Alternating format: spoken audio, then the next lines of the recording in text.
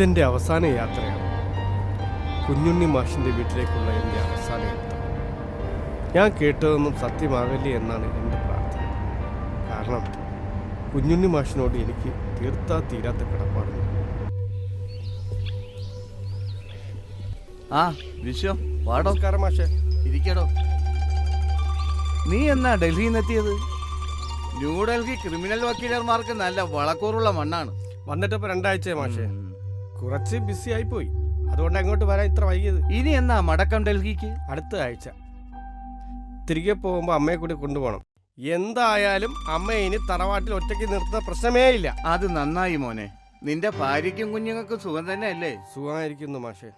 അതെ മാഷേ, അച്ചു അവൻ എന്തിനാ മാഷേ ഇങ്ങനൊരു ബുദ്ധിമോശം കാണിച്ച്? എനിക്കത് ഇപ്പോഴും വിശ്വസിക്കാനേ കഴിയുന്നില്ല. അറിയില്ല മോനെ, ആണായിട്ടും പെണ്ണായിട്ടും അവനൊരുത്തനെ എനിക്കുണ്ടായിരുന്നുള്ളൂ. അവൻ എന്തിനായി കടുങ്ങുകയും ചെയ്തത് ഇപ്പോഴും എനിക്കറിയില്ല. മാഷ് കരയാതിരിക്കും, നമുക്കാർക്കും വിധിയെ തോൽപ്പിക്കാൻ കഴിയില്ലല്ലോ.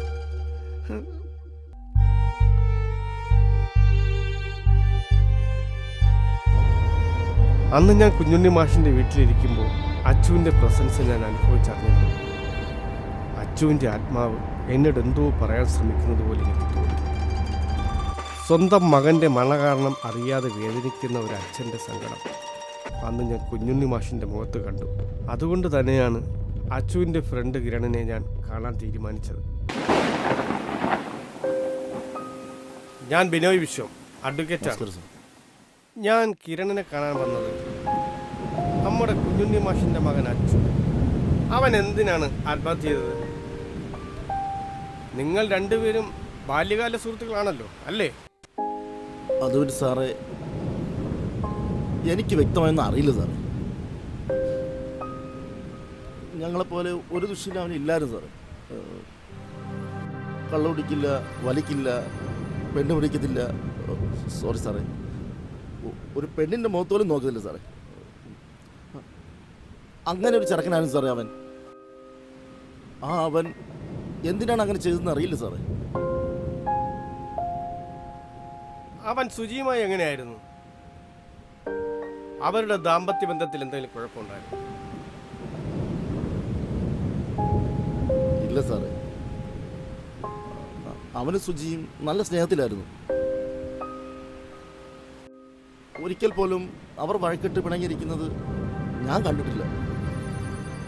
എൻ്റെ വൈഫ് രാജീവ്, അവൻ്റെ വൈഫും നല്ല ഫ്രണ്ട്സായിരുന്നു. അതുകൊണ്ട് അവരുടെ ദാമ്പത്യ ജീവിതം ഏറെക്കുറെ എനിക്കറിയാം സാറേ. എന്തെങ്കിലും കടബാധ്യത അവനുണ്ടായിരുന്നു? കിരണിന് വല്ലതും അറിയോ? ഇല്ല സാറേ, എൻ്റെ അറിവിൽ അങ്ങനെയൊന്നുമില്ല. പിന്നെ അവൻ്റെ കാറിൻ്റെയും വീടിൻ്റെയും ലോൺ ഉണ്ടായിരുന്നു. അതവൻ കൃത്യമായി തന്നെ അടച്ചിരുന്നു. അതൊന്നും അവൻ മുടക്കിയിരുന്നില്ല സാറേ. അച്ചു മരിച്ച വിവരം കിരൺ എപ്പോഴാണ് അറിഞ്ഞത്? അത് പിന്നെ അന്ന് രാജിയുടെ ഇളയതിൻ്റെ എൻഗേജ്മെൻ്റ് ആയിരുന്നു. ഞാൻ വൈഫ് ഹൗസിലായിരുന്നു, ശാർക്കര. ഞങ്ങൾ ഉച്ചതിരിഞ്ഞ് ഇറങ്ങാൻ നേരത്താ എനിക്കൊരു കോള് വന്നു. ആരാണ് വിളിച്ചത്? അവൻ്റെ ഭാര്യ സുജി. സത്യത്തിൽ കിരണുമായുള്ള മീറ്റിംഗ് ആയിരുന്നു ഈ കേസിലൊരു വഴിത്തിരിവായി. ഒരുപാട് നിർബന്ധിച്ചിട്ടാണ് അന്ന് അവൻ അവിടെ വന്നത്. അത് തന്നെ എനിക്ക് സംശയമുണ്ട്. പിന്നെ അവൻ്റെ മുഖത്തെ കള്ളലക്ഷണം അതെൻ്റെ സംശയം ഇരട്ടിയാക്കി. അച്ചുവിൻ്റെ വൈഫ് സുജിയെ കാണാൻ എനിക്ക് തോന്നിയത് തന്നെ കിരണിൻ്റെ ആ കള്ളലക്ഷണമായിരുന്നു.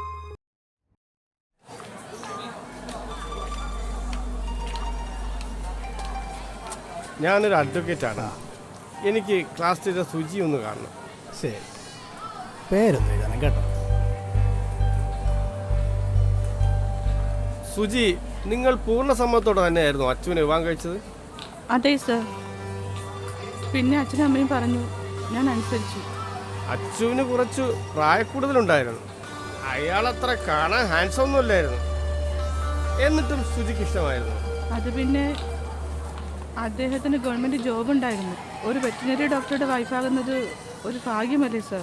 പിന്നെ അച്ഛനും അമ്മയും നിർബന്ധിച്ചു, അങ്ങനെ എനിക്ക് ഇഷ്ടമാണ്. നിങ്ങൾ തമ്മിൽ എന്തെങ്കിലും പ്രശ്നങ്ങളുണ്ടായിരുന്നു? ഇല്ല സർ, അച്ചൂട്ടൻ എന്നെ ജീവനായിരുന്നു. അച്ചുവിന് മറ്റെന്തെങ്കിലും തരത്തിലുള്ള റിലേഷൻഷിപ്പ് ഉണ്ടായിരുന്നു? ഇല്ല, അച്ചൂട്ടനൊരു പാവമായിരുന്നു സർ. ഹോസ്പിറ്റൽ, വീട്, അത് മാത്രമായിരുന്നു അദ്ദേഹത്തിൻ്റെ ലോകം. അങ്ങനെ ആരോടും ഒരു ഫ്രണ്ട്ഷിപ്പും ഉണ്ടായിരുന്നില്ല അദ്ദേഹത്തിന്. പിന്നെ എന്തിനാണ് അച്ചു ആത്മഹത്യ ചെയ്തത്? അറിയില്ല സർ, എനിക്കൊന്നും അറിയില്ല.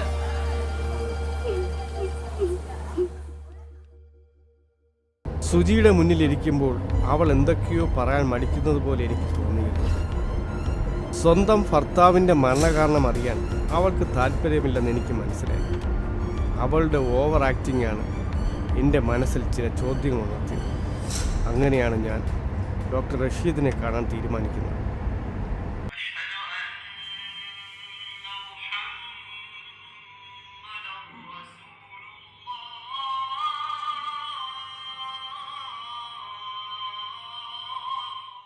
വിഷം, താൻ അങ്ങനെ ചിന്തിക്കുന്നതിൽ തെറ്റൊന്നുമില്ല. യാതൊരുവിധ ദുശീലങ്ങളുമില്ലാത്ത മാന്യനായ ഒരു ചെറുപ്പക്കാരൻ ഒരു സുപ്രഭാതത്തിൽ ഒരു കാരണവുമില്ലാതെ ആത്മഹത്യ ചെയ്തു. ആർക്കാലും സംശയം, പ്രത്യേകിച്ച് നിന്നെപ്പോലൊരു ക്രിമിനൽ ലോയർ. അവനെ പോസ്റ്റ്മോർട്ടം ചെയ്ത ഡോക്ടർ എന്ന നിലയ്ക്ക് നിനക്കെന്താണ് പറയാനുള്ളത്? ഓട്ടോപ്സി റിപ്പോർട്ട് ഞാൻ കണ്ടിരുന്നു, എന്നാലും ചോദിക്കാം. എടാ, നീ എൻ്റെ സുഹൃത്തായതെന്ന് പറയുന്നതല്ല. എനിക്കും ഡൗട്ടുണ്ടാക്കരുത്, പക്ഷേ എനിക്കത് തെളിയിക്കാനാകില്ല. ഒരു ഡോക്ടർക്ക് ഡിഫൈൻ ചെയ്യാൻ പറ്റാത്ത വിധത്തിലുള്ള ഏതോ ഒരു കെമിക്കൽ കണ്ടന്റ് അച്ചുവിൻ്റെ സ്റ്റൊമക്കിലുണ്ടായിരുന്നു. പക്ഷെ അതെന്താണെന്ന് ഐഡൻറ്റിഫൈ ചെയ്യാൻ ഇതുവരെ കഴിഞ്ഞിട്ടില്ലടാ. അങ്ങനെയാണെങ്കിൽ അതവൻ എവിടെ നിന്ന്? ചിലപ്പോൾ അച്ചു ഒരു വെറ്റിനറി ഡോക്ടർ ആയതുകൊണ്ട് ഈ മൃഗങ്ങളെ കൊല്ലാൻ ഉപയോഗിക്കുന്ന കെമിക്കൽ ഏതെങ്കിലും ആയിരിക്കുമല്ലോ. ആ സാധ്യത ഞാനും തള്ളിക്കളയുന്നില്ല. പക്ഷെ ഒരു ഡോക്ടർക്ക് നിർണ്ണയിക്കാൻ കഴിയുന്ന വിധത്തിലുള്ള കെമിക്കൽ കണ്ടന്റാണ് അതൊക്കെ. But this is something special vision. Doctor റഷീദിൻ്റെ വീട്ടിൽ നിന്ന് ഇറങ്ങുമ്പോൾ തന്നെ ഞാൻ ഉറപ്പിച്ചിരുന്നു, അച്ചുവിൻ്റെ മരണം ഒരു ആത്മഹത്യയല്ല. പക്ഷേ ആര്, എങ്ങനെ, അതെനിക്ക് കണ്ടുപിടിക്കണമായിരുന്നു. അല്ലെങ്കിൽ ഞാൻ കുഞ്ഞുണ്ണി മാഷിനോട് കാണിക്കുന്ന നീതികേടാവും. ആ ചിന്തയാണ് വെറ്റിനറി ഡോക്ടർ വർഗീസിൻ്റെ മുന്നിൽ എന്നെ എത്തിച്ചത്. വർഗീസ് ഡോക്ടർ ഇവിടേക്ക് വന്നതും അച്ചുവിൻ്റെ പോസ്റ്റിങ്ങും ഒരുമിച്ചായിരുന്നു. ഡോക്ടർക്ക് അവനെക്കുറിച്ച് എന്താണ് പറയാനുള്ളത്? അവനൊരു പാവമായിരുന്നു. എൻ്റെ ഇത്രയും കാലത്തെ സർവീസിനുണ്ടെങ്കിൽ ഇങ്ങനൊരു പയ്യനെ കണ്ടിട്ടില്ല. Perfect young. അച്ചുവിൻ്റെ പെട്ടെന്നുള്ള ആത്മഹത്യ എന്തായിരിക്കും കാരണം ഡോക്ടർ? ഞാൻ എന്ത് പറയാനാ വക്കീൽ സാറേ? മറ്റൊരു രീതിയിൽ സംശയിക്കാൻ അവനൊരു പ്രശ്നക്കാരനല്ലായിരുന്നു. പിന്നെ അവൻ എന്തിനു സൂയിസൈഡ് ചെയ്തു? ഇതേ ചോദ്യമാണ് ഞാനിപ്പം നിങ്ങളുടെ മുന്നിൽ ഇരിക്കാൻ കാരണം ഡോക്ടറെ. ചിലപ്പോൾ സുരേന്ദ്രന് നിങ്ങളെ സഹായിക്കാൻ പറ്റി. പുള്ളിക്കാരൻ അച്ചു നല്ല ലോകത്തിലായിരുന്നു കേട്ടോ. ആളുടത്തെ കമ്പൗണ്ടല്ല, ഇന്ന് ലീവിലാണ് കക്ഷി. അത് വെറുതെ ടെൻഷൻ അടിക്കണ്ട. ഞാൻ പുള്ളിയുടെ നമ്പർ വക്കീൽ സാറിന് വാട്സപ്പ് ചെയ്യാം കേട്ടോ. ഡോക്ടർ വർഗീസിന് എന്നെ ഹെൽപ്പ് ചെയ്യാൻ കഴിയില്ലെന്ന് എനിക്ക് പെട്ടെന്ന് തന്നെ മനസ്സിലായി. പക്ഷേ അദ്ദേഹം തന്നൊരു ലിങ്ക് ഈ കേസ് അന്വേഷണത്തിൽ ഒരു ടേണിംഗ് പോയിന്റായി. എൻ്റെ പൊന്നു വക്കീൽ സാറേ, മരിച്ചുപോയവരെ കുറിച്ച് മോശമായി പറയാൻ പാടില്ലെന്നോ, എന്നാലും പറയുക, ഈ അച്ചു ഡോക്ടർ ആളത്ര പാവമൊന്നുമല്ല. അങ്ങേർക്ക് ഇവിടെ അല്ലറ ചില്ലറ ഇടപാടുകളൊക്കെ ഉണ്ടായിരുന്നു സാറേ. സുരേന്ദ്രൻ പറ, ഞാൻ ആരോടും പറയില്ല. അത് പിന്നെ സാറേ, ഇവിടുത്തെ ലോക്കൽ വെറൈറ്റി അല്ല വെറ്റിനറി മെഡിക്കൽ ഷോപ്പുകളുമായി അങ്ങേർക്ക് ചില അവിഹിത ബന്ധങ്ങളൊക്കെ ഉണ്ടായിരുന്നു സാറേ. മൃഗാശുപത്രിയിൽ വരുന്ന മരുന്നുകളും പിന്നെ മറ്റേ ബീജവും ഒക്കെ എടുത്ത് തിരിമറി നടത്തിയിരുന്നു സാറേ ഈ അച്ചു ഡോക്ടർ.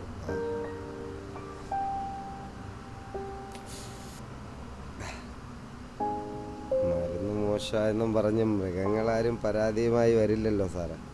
സത്യം പറയാമല്ലോ സാറേ, ചിലപ്പോഴൊക്കെ എനിക്കും എന്തെങ്കിലുമൊക്കെ ചില്ലറ തടഞ്ഞിരുന്നു. സിറ്റി മെഡിക്കൽ ഷോപ്പിലെ ക്ലീറ്റസ് മുതലാളി അച്ചു ഡോക്ടറുടെ കാണപ്പെട്ട ദൈവമായിരുന്നു സാറേ. കാണപ്പെട്ട ദൈവം, കാണപ്പെട്ട. കമ്പൗണ്ടർ സുരേന്ദ്രൻ പറഞ്ഞ ചില സത്യങ്ങൾ എനിക്കിത് വിശ്വസിക്കാനേ കഴിഞ്ഞിരുന്നില്ല. കുഞ്ഞുണ്ണി മാഷിൻ്റെ മകൻ അച്ചുവിന് ഇങ്ങനെയൊക്കെ തരം താഴാൻ പറ്റുമോ? സുരേന്ദ്രൻ പറഞ്ഞതൊക്കെ കള്ളമാകാനാണ് ഞാൻ ആഗ്രഹിച്ചത്. സാറ് കേട്ടതൊക്കെ ശരി തന്നെ. അതിന് ഞാൻ നല്ല കമ്മീഷനും കൊടുത്തിട്ടുണ്ട് ഡോക്ടർക്ക്. ഞങ്ങളെ ഹരിയാന പോത്തുകളും കൃഷ്ണഗിരിയിൽ നല്ല മുന്തീനം പശുക്കളും ലോറിക്കണക്കിന് ഇറക്കി മറിച്ച് വിറ്റിരുന്നു. എല്ലാത്തിനും ഈക്വൽ ഷെയറായി. ഈ ക്ലീറ്റസ് ആരെയും പറ്റിക്കത്തില്ല സാറേ. ദൈവത്തിന് നിരക്കാ തോന്നി ഈ ക്ലീറ്റസ് ചെയ്യത്തുമില്ല സാറേ. വിജിലൻസിനെ പേടിച്ചാണ് അച്ചു ആത്മഹത്യ ചെയ്തെന്നൊരു ആരോപണം കേട്ടല്ലോ. അതിലെന്തെങ്കിലും സത്യമുണ്ടോ ക്ലീറ്റസ്? ഒരു സത്യവുമില്ല സാറേ. കീശയിൽ കുറച്ച് ചില്ലറയും കയ്യിൽ കുറച്ച് രാഷ്ട്രീയക്കാരും പിന്നെ നിങ്ങളെപ്പോലെ മിടുക്കന്മാരെ വക്കീലന്മാരും ഉണ്ടെങ്കിൽ ആരെ പേടിക്കണം സാറേ ഈ ഇന്ത്യ മഹാരാജ്യത്ത്. അതൊന്നുമല്ല സാറേ അവൻ മരിക്കാനുള്ള കാരണം. അവന് മറ്റേതായിരുന്നു, എയ്ഡ്സ്. HIV? സാറേ അവൻ നമ്മൾ വിചാരിക്കുന്ന പോലെ അത്ര മാന്യനൊന്നുമല്ല. അവന് ധാരാളം സ്ത്രീകളുമായി വഴിവിട്ട ബന്ധമുണ്ടായിരുന്നു സാറേ. ആ കഥകളൊക്കെ പലവട്ടം എന്നോട് അവൻ പറഞ്ഞിട്ടുണ്ടായിരുന്നു. അങ്ങനെ ഇരിക്കുകയാണ് അതിലൊരു കേസ് കെട്ടിന് HIV ആണെന്ന് ഞാൻ അറിയുന്നത്. കേട്ട പാടെ ആ വിവരം ഞാൻ അവനെ അറിയിച്ചു. അന്ന് എൻ്റെ മുന്നിൽ നിന്ന് ഭയന്നോടിയത് അവൻ. പിന്നെ ഞാൻ അറിയുന്നത് സൂയിസൈഡ് ചെയ്തു എന്നാണ്. എന്താ സ്ത്രീയുടെ പേര്? കാര. അവൾ ചത്തുകൊണ്ടോ എന്ന് എനിക്കറിയത്തില്ല സാറേ. ക്ലീറ്റസിനെ കണ്ട് പുറത്തിറങ്ങുമ്പോൾ എൻ്റെ മനസ്സിൽ അച്ചു എന്ന വിഗ്രഹം വീണുടഞ്ഞിരുന്നു. നല്ല അധ്യാപകനുള്ള രാഷ്ട്രപതിയുടെ ഗോൾഡ് മെഡൽ കിട്ടിയ കുഞ്ഞുണ്ണി മാഷിൻ്റെ മകന് എയ്ഡ്സോ? അതിനുള്ള ഉത്തരം നൽകേണ്ടത് അവളാണ്, ക്ലാര. സാറ് കേട്ടത് നേരാ. പക്ഷെ അച്ചു അവൻ രോഗിയല്ലായിരുന്നു സാറേ. ക്ലാര എന്തായി പറയുന്നത്?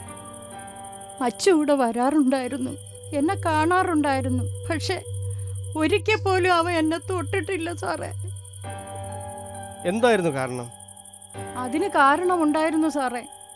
എന്നെ കണ്ട അങ്ങയുടെ മരിച്ചുപോയ അമ്മയെ പോലെ ഉണ്ടെന്നാണ് പറയുന്നത്. ഒരു തരം മാതൃസ്നേഹം, അതാണ് എന്നിൽ നിന്ന് പ്രതീക്ഷിച്ചത്. കുട്ടിക്കാലത്ത് അമ്മ മരിച്ചുപോയ ആ മനുഷ്യന്റെ മനസ്സ് എനിക്ക് കാണാതിരിക്കാൻ കഴിഞ്ഞില്ല സാറേ. ഞാൻ അയാളെ സ്നേഹിച്ചിരുന്നു, ഒരമ്മയെ പോലെ.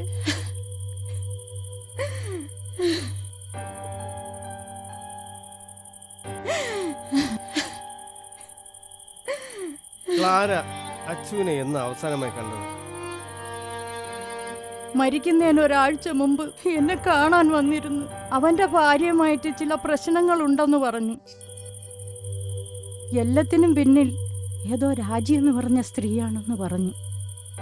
ആരാ രാജി എന്ന് എന്നോട് പറഞ്ഞില്ല. ഞാൻ ചോദിക്കാനും പോയില്ല സാറേ. ക്ലാരയുടെ വീട്ടിൽ നിന്നും മടങ്ങുമ്പോൾ സത്യത്തിൽ മനസ്സിലൊരു കുളിർമഴ പെയ്ത പ്രതീതിയായിരുന്നു. ഒരിക്കലും എൻ്റെ കുഞ്ഞുണ്ണി മാഷിൻ്റെ മകന് വഴിവിഴക്കില്ല.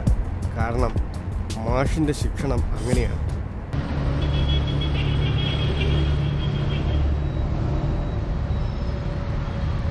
ഹലോ, രാജി. അതാണ് രാജി. Thank you sister. ഹലോ, രാജിയല്ലേ? അതെ, ഞാൻ അഡ്വക്കേറ്റ് ബിനോയ് വിശ്വ. എന്താ സാർ, എന്താണ് കാര്യം? രാജിയാണ് അച്ചുവിൻ്റെ മരണത്തിന് കാരണമെന്ന് ഞാൻ പറഞ്ഞാൽ നിങ്ങൾക്ക് നിഷേധിക്കാൻ പറ്റുമോ? ഞാൻ നിഷേധിക്കുന്നില്ല. ചിലപ്പോൾ അത് ശരിയാകാം. പക്ഷെ സാറൊന്ന് മനസ്സിലാക്കണം, സുജിക്ക് അച്ചുവിനെ ഒട്ടും ഇഷ്ടമില്ലായിരുന്നു. ഗവൺമെന്റ് ജോലി ഉള്ളത് കൊണ്ട് മാത്രമാ അവളുടെ പേരൻസ് നിർബന്ധിച്ച് കെട്ടിപ്പിച്ചതാ. അതോടെ അവളുടെ ബോയ് ഫ്രണ്ട് റോഷൻ അവനെ ചതിച്ചുവെന്നും പറഞ്ഞു അവളെ കൊല്ലാൻ നടന്നിരുന്നു. ഒടുവിൽ ഞാൻ ഇടപെട്ട ആ തെറ്റിദ്ധാരണ മാറ്റിയത്. സത്യം ബോധ്യമായപ്പോ അവൻ അവളോടുള്ള സ്നേഹം ഇരട്ടിയായി സാറേ. ഈ റോഷനും സുജിയും തമ്മിൽ പിന്നെ കണ്ടിരുന്നു? അത് പിന്നെ അവർ തമ്മിൽ വീണ്ടും കണ്ടിരുന്നു സാർ. അതിൽ ഞാനും ഒരു കാരണക്കാരിയായി എന്നതിൽ കുറ്റബോധമുണ്ട്. ഈ ബന്ധം അറിഞ്ഞിട്ടായിരിക്കും അച്ചു ആത്മഹത്യ ചെയ്തത്? സാധ്യതയുണ്ട് സാർ. ഒരിക്കൽ റോഷനും സുജിയും മോശമായൊരു സിറ്റുവേഷനിൽ നിൽക്കുന്നത് അച്ചു കണ്ടിരുന്നു സാർ. പക്ഷെ അന്നവിടെ ഒരു ഭൂകമ്പം ഉണ്ടാവുമെന്ന് കരുതി.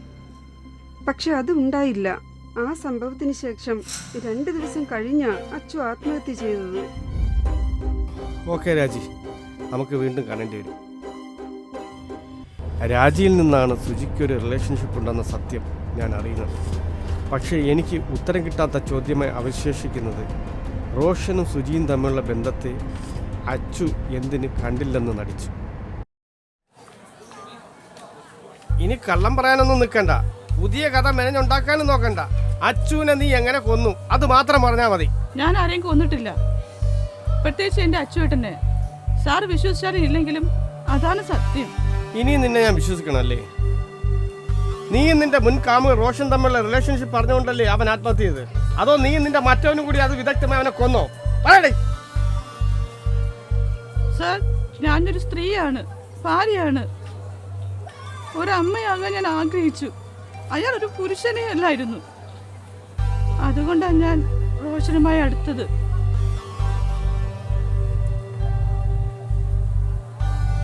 നിങ്ങളുടെ ആ ബന്ധത്തിന് അച്ചു മൗനസമ്മതം നൽകിയിരുന്നു അല്ലേ? അതെ. സുജിയെ ഞാൻ വീണ്ടും കണ്ടപ്പോൾ ഞാൻ പ്രതീക്ഷിച്ചതല്ല അവിടെ നടന്നത്. അവളൊരു സ്ത്രീയാണെന്നും ഒരു ഭാര്യയാണെന്നുമുള്ള ബോധം എനിക്കില്ലാതെ പോയി. കാരണം അച്ചുവിനോടുള്ള അന്ധമായ സ്നേഹവും കുഞ്ഞുണ്ണി മാഷിനോടുള്ള കടപ്പാടുമായിരുന്നു. അച്ചുവിൻ്റെ ആത്മഹത്യയ്ക്കും കൊലപാതകത്തിനും ഇടയിലുള്ള നേർരേഖ വ്യക്തമാകുന്നില്ല. അതിനുള്ള ഉത്തരം തരാൻ ഈ ലോകത്തിൽ ഇനി റോഷന് മാത്രമേ കഴിയൂ. റോഷൻ, നീ കാരണമാണ് അച്ചു ആത്മഹത്യ ചെയ്തതെന്ന് ഞാൻ പറഞ്ഞ നിനക്ക് നിഷേധിക്കാൻ കഴിയും? കഴിയും സാർ. ഈ ചോദ്യം എന്നോട് ചോദിക്കാൻ കാരണം അവളാണെന്ന് എനിക്കറിയാം. സുജി. ഒരു കാലത്ത് ഞാൻ അവളെ സ്നേഹിച്ചിരുന്നു, എൻ്റെ ജീവന് തുല്യം. പക്ഷേ എന്നെ തേച്ചിട്ട് പോയതോടെ ഞാൻ ആ ബന്ധം വിട്ടു. പിന്നെ രാജിയും സുജിയും നിന്നെപ്പറ്റി പറഞ്ഞതൊക്കെ കടങ്കഥകളാണോ? കടങ്കഥകൾക്ക് ഉത്തരം കണ്ടെത്താൻ എളുപ്പം കഴിയും, പക്ഷേ ഈ കടങ്കഥയ്ക്ക് ഉത്തരം കണ്ടെത്താൻ കഴിയില്ല സാർ. അവളൊരു സമസ്യയാണ്. ആറാമിന്ദ്രിയങ്ങൾക്കുമപ്പുറം നമ്മളെ കുഴയ്ക്കുന്ന ഒരു സമസ്യ. നീ അവളെ കാണാൻ പല വട്ടം പോയിരുന്നു. ഒരു വട്ടം അത് അച്ചു കാണുകയും ചെയ്തു. അവൻ്റെ ആത്മഹത്യക്ക് കാരണം നിങ്ങൾ തമ്മിലുള്ള റിലേഷൻഷിപ്പ് അല്ലായിരുന്നു? ഒരിക്കലുമല്ല സാർ. അയാൾക്ക് കഴിവില്ലെന്ന് അവൾ തന്നെ എന്നോട് പറഞ്ഞിരുന്നു. അവൾക്കൊരു കുഞ്ഞിനെ വേണമായിരുന്നു. അയാളുടെ സമ്മതത്തോടെ തന്നെ അവളെന്നെ പലപ്പോഴും വിളിച്ചിരുന്നു. എന്തുകൊണ്ടോ എൻ്റെ മനസ്സതിനെ അനുവദിച്ചില്ല. അന്നേരമാണ് ഞാൻ അറിയുന്നത് സാറേ, ഡോക്ടറെ കെട്ടാൻ അവളെന്നെ മനഃപൂർവ്വം തേച്ചതാണ്. അല്ലാതെ അവളുടെ അച്ഛനമ്മയെ നിർബന്ധിച്ചിട്ടല്ല.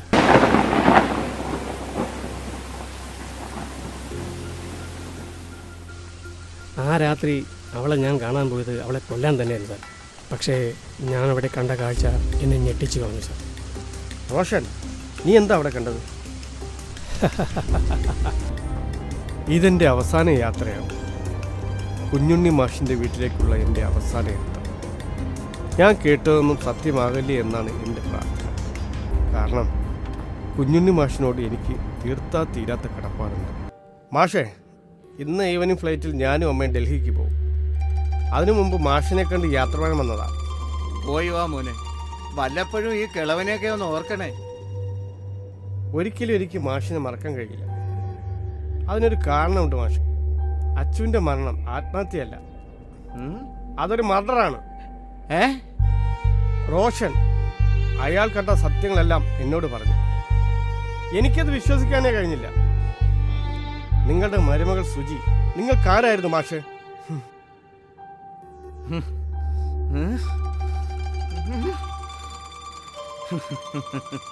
എടാ വിശ്വം, അവക്കെൻ്റെ മരിച്ചുപോയ ഭാഗ്യത്തിൻ്റെ മുറിച്ച മുറിയായിരുന്നു. അവളുടെ വിയർപ്പിൻ്റെ ഗന്ധത്തിന് എൻ്റെ ഭാഗ്യത്തിൻ്റെ അതേ ഗന്ധമായിരുന്നു. അവളുടെ ചിരിയും വർത്തമാനങ്ങളും എൻ്റെ ഭാഗ്യത്തെ പോലെ ആയിരുന്നു. അവൾ പൂർണ്ണമായും എൻ്റെ ഭാഗ്യലക്ഷ്മിയായിരുന്നു. എനിക്ക് എൻ്റെ മരിച്ചുപോയ ഭാര്യയെ കിട്ടിയ സന്തോഷത്തിലായിരുന്നു ഞാൻ.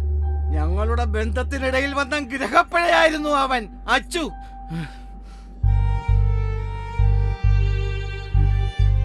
സ്വന്തം മകനെ കൊന്നത് എങ്ങനെയെന്ന് എന്നോട് പറയാൻ നിൽക്കണ്ട. പിന്നാലെ പോലീസ് വരുന്നുണ്ട്, അവരോട് പറഞ്ഞാൽ മതി. പഴയ BSc കെമിസ്ട്രിക്കാരൻ.